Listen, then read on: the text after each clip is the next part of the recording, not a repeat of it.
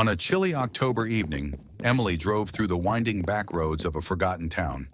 Her GPS had stopped working hours ago, leaving her lost in a maze of dense woods and fog.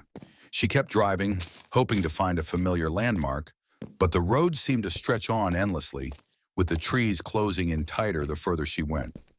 As night fell, she noticed an old, decrepit mansion looming in the distance. The house was the first sign of life she'd seen in hours. Desperate for help, Emily decided to stop and ask for directions. She pulled up the gravel driveway, the sound of crunching rocks echoing in the silent night. The mansion was even more ominous up close. Its windows were dark and shattered, the wood creaking in the cold wind. The front door, slightly ajar, beckoned her inside. Swallowing her fear, Emily stepped onto the porch and pushed the door open.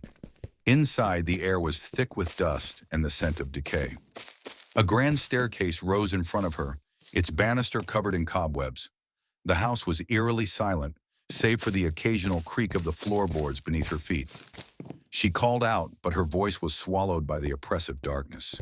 Determined to find someone, she ventured deeper into the house.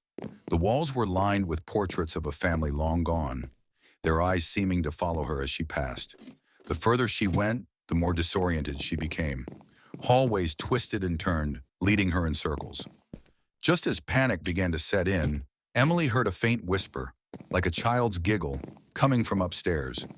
Against her better judgment, she climbed the staircase. At the top, she found a single door, slightly ajar, with light spilling out from within.